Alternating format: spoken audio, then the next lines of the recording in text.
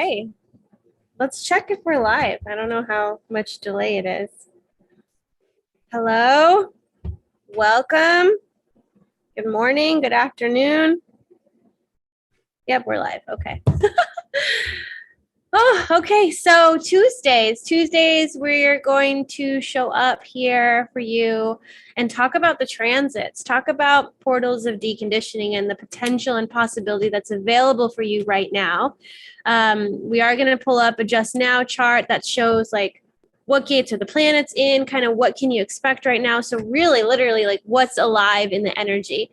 And if you're new to human design, Gene Keys, if you are new, can you let me know? So let me know I'm new, or I'm fairly new, or I'm seasoned. I kind of want to know who's with us. Where are you at on your journey? How much do you feel kind of confident navigating these systems? Let us know in the chat. I'd love to know. I'm going to pull up the chat right now. Cool. Yeah, so the way that these systems are designed, and Gene Keys kind of came off of human design, or it did come off of human design. Richard was, he studied human design and was a human design analyst for a while, gave readings and such. And when Ra didn't kind of want his mutation, Richard kind of spun off and kind of did his own thing. It's rooted in human design, but there was potential for Ra and Richard to do something together, and Ra didn't want to. So Richard kind of did his own thing, which is good. And you can even think of human design as, what is it? The tantric path and the yoga path that I was talking about in the 64. I feel like human design is the yoga path, and Gene Keys is more of the tantric path. Did you want to kind of give, what's the difference between the two, Bella? Well, the difference between the two would be that the path of concentration is that yoga, when you start yoga, you can't really like do these weird twists and whatever it is, so that you kind of gradually get closer to truth, to that expansion in awareness.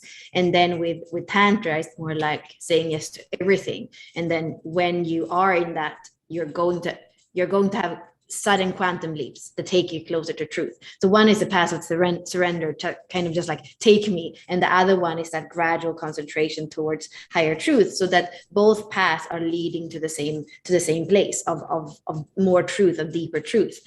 And with what you are saying, I always said the same thing. Human design is the more masculine, Jinx is the more feminine and poetic, and we have kind of theory with something that is much more like storytelling. And at the same time, I'm kind of circling back around now, and I'm saying, I think that human design is all about the body. You have a body graph that looks like a matrix, and I can literally feel some of the activations coming alive in me. I can feel the 3955 sometimes. I had a experience with that when I was a few years ago, when I was doing yoga in Dominican Republic, and I just felt that activation in my body. So the fact that the human design is showing your body and the centers and the movement and the snapshot of your energy through your body with others and with the transits, that's actually the body then. So that's the more feminine. And sometimes Gene Keys might just feel like all these like keys and information, and the book is so thick, and you kind of like don't really know where to place it in your body, especially.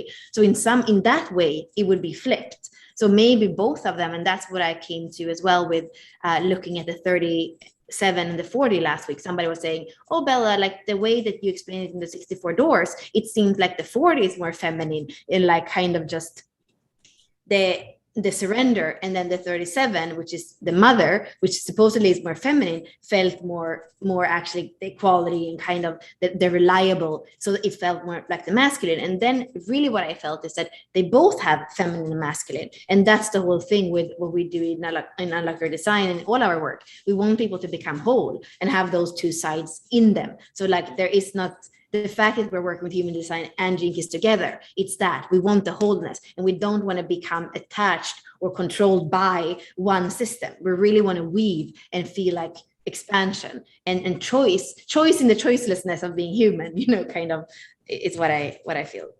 Mm-hmm. Yeah. So in working with these systems, and again, let us know where you're at on your journey. Are you a beginner? Are you intermediate? Are you a guide, an ambassador, an analyst? Like, where are you at in your journey? We'd love to know. So with human design and gene keys, and we have two ways that we can look at the transits, right? So right now the 64 is kind of alive for us because it's activated by the sun, and you can go and look into the body of knowledge of gene keys and bring some contemplation from there. The same thing with human design, the same thing with the I Ching. And now the way that this works is that the sun, and we're all revolving around the sun is emitting this neutrino stream, and this neutrino stream is going to carry the program. It's going to carry information. It's the smallest size that holds mass. And if it has a mass, then it can carry and store information. And so what happens is these, Bella, you're a reindeer. I was going to do this the other day with John, but I'm like, I'm not going to do it because he's going to think I'm too weird. Oh my God, how did you do that? That's so funny. Anyway, turn it off now. I don't even know what you did. That's too funny. Reindeer, is that an animal totem of something? I don't know which one it is. Let me Oh my God. turn off the filter. I didn't know there was filters. Okay, so anyways, oh, there it is, a filter. Oh my God, that's going to be so fun. I want to play with that too. Distracted. So the neutrino stream, they go really fast, these little nanoparticles of things. And it's like we're swimming in an ocean, even though we're like, oh, it feels like air. It doesn't feel like it's like pressuring on me. No, we're like swimming in the neutrino stream. We're like in the ocean of the neutrino. And so it carries mass. So it's kind of like this Akashic record of sorts. So anyways, the sun is emitting these neutrinos. It's originated from the sun. It goes through all the planets super quickly, comes back, goes through you, and so it's imprinting that information on you. So you are influenced by the transits because these neutrinos are flowing through you, and we're sensing them. We're taking that information, we're doing stuff with them. And so when you are bombarded by all these neutrino streams, and we're like, it can be super confusing because at any moment the transit's gonna change, and you're gonna be like, why am I so confused? What's happening here? What am I sensing? What am I interpreting? Are these my emotions? I mean, you're interpreting things, and your center of gravity kind of shifts every time we're getting new information. And so when you have an awareness of what's alive in the transit, you can be like, oh, that's why I was super crazy then, or that's why I was thinking this, because it's like these little implants that come in, and it's like, this is going to be the theme of the day. And so a lot of people are experiencing the same thing. And so you're the consistent, but these transits are what change and bring in the flavor to your life. So that's how I would kind of explain it. So we're in the 64 right now, in the 5th or 6th line. And do you want me to share? Do you want me to co-host? Let's look at let me make you co-host. Okay. Let's look at what's alive, because the simplest thing is to look at the sun, and we can see, okay, we're in 64.5, but there's all these other planets that have activations as well. So if you look at Mars, or if you look at Venus, like if you know what Mars represents, and you know that Mars is in the 6th gate, then it's gonna have a flavor. It's gonna have something to tell you. So Bella, did you want to kind of take us into the transit and say what's alive for today? I mean, there's for sure, I think I said this last night when I was looking at the transits, there's for sure something here with the earth sign, Taurus and Virgo. And now we had a moon yesterday, but there's still the sun and Uranus. There are going to be some things that are unexpected, and some things that are going to have to be reorganized in our everyday life to create a better foundation, including a financial foundation. And I also feel, I mean, for sure right now with this Mars moon, right? Like we have the opposition to Neptune. So there is this very kind of grounded, this very kind of action-oriented Mars here in Virgo, and then Neptune on the other side in Pisces that's like timeless. And I have felt a bit of that. Like I fell asleep last week a few times, like on my sofa, on my bed, when I didn't think I was going to fall asleep. Like it's been kind of that kind of timeless thing, like not well organized. And I'm pretty like well organized, in especially like when I have to finish my day and start a new day. I want my kitchen to be completely like clean. I want everything to be organized so I can wake up in the morning and start doing my practice or going to the gym or going to yoga class. Like I want to have that, and I haven't had that. So I feel like this kind of Neptune has been pulling me. And then actually we were speaking right before, you have the 6th gene key in the life's work. So of course, here I feel like there is something here with relationships, codon ring of alchemy, codon ring of matter. We have Venus and Mercury. Mercury is going retrograde.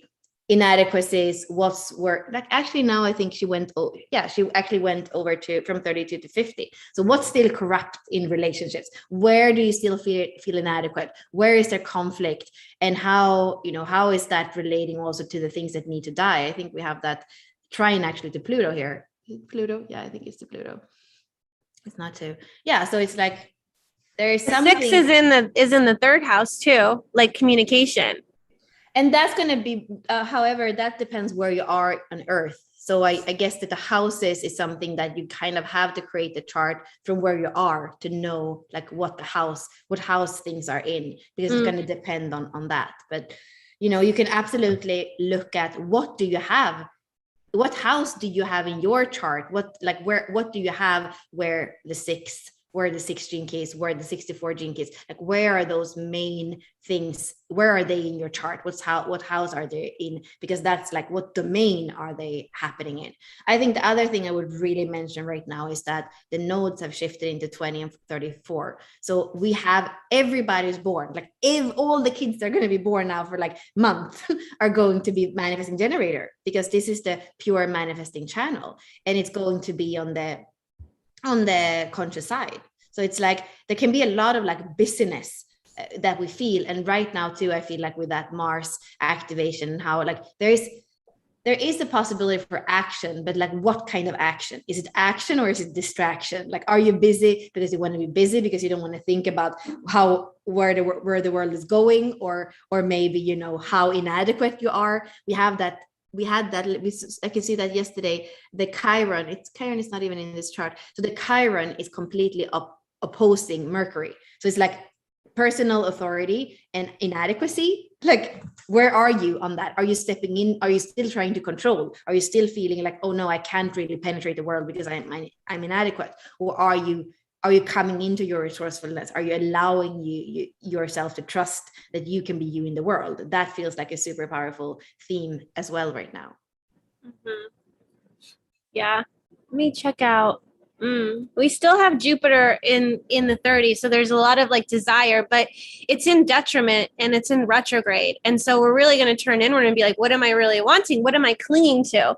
And it's conjunct the MC as well, which the MC is like the middle of the sky. And it's like, it's usually in the 10th house, right? So it's kind of like, I don't know how would these fit together? It's like desire. And then if the MC's in the 10th house, it's like desire in like your externalization business, like there's like really powerful energy there. Although you could get trapped by your desires and like kind of go nowhere with it, be in inertia or feel like you can't have it. Yeah, again, I guess this is also depending, this is the cusp between, like, this is part of like the house, the MC and the IC and the AC and the DC depends on the houses, right? So it also depends where you are in the world. Like I've heard now, if we look at the United States chart, for example, and where some of these things are falling is like incredible. But I feel like that when you say this, like, because it's going to be different depending on where you are in the world, I feel like maybe it's time to see what country are you deciding to be in. I was in a call right now where both people kind of live in those yurts, that you can move from one place to another. And it feels like where you are in the world right now is important. And I happened to stay in Florida when COVID happened, and I had no idea that this was going to be a state where there has been quite a lot of like openness around restrictions and these things. So it feels like I am in a good place. But like I believe, I mean, if I would be in France now, I think I probably wouldn't be demonstrating because that's not really my way. But I wouldn't be happy in Europe with some of the things where basic personal like human rights and freedom is taken away. So I feel like when you're bringing this up, Ashley, I feel like, where are you in the world? Like, where are things falling? What's the kind of destiny of that nation, that place that you're in? How much are you in tune with your environment? Because everything is hologenetic. So we are part of a part of a country, part of a culture. And is that culture in resonance with you? Because this is what Rob probably would have said. If you're in the wrong place and with the wrong people closer to 2027, it's not going to be fun. No. And in 2027, we're getting a flavor of that 2034, because the program and what the neutrino stream is going to be pumping out to us is the 55, the 59, the 20, and the 34. So right now, I want you to look at all the retrogrades that are there. Retrogrades gives us an opportunity to turn inward. So if we have the North Node and South Node, and you're noticing, oh, shoot, there's a lot of busyness and like, I'm going to do this and that, like Bella was saying, a lot of activity. You're going to want to look inside of you too and be like, where can you not rest? Where can you not be at peace? Because all that externalization, because the nodes on the personality side are your external environment.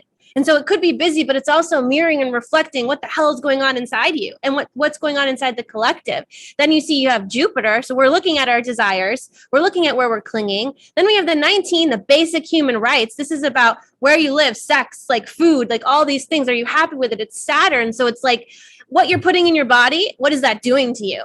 How are you making love or not? Like what's happening there? Like looking at all these basic needs and really taking inventory about what's healthy for me and what's not. And then we have Uranus, it's in 2.2. So we could totally change directions, and maybe you lose a job. Maybe you're going to move somewhere else. Maybe it's like, it's explosive. It's unexpected. And so we're having an opportunity to reflect and look inward and be like, okay, where am I going? Then we have Neptune that's in the 22, that's been there for a while. So it's like, let's take inventory of our emotions as well. We have this overview in the 6th line of being able to look at the totality of them all, to feel into them and to see where are we going with these.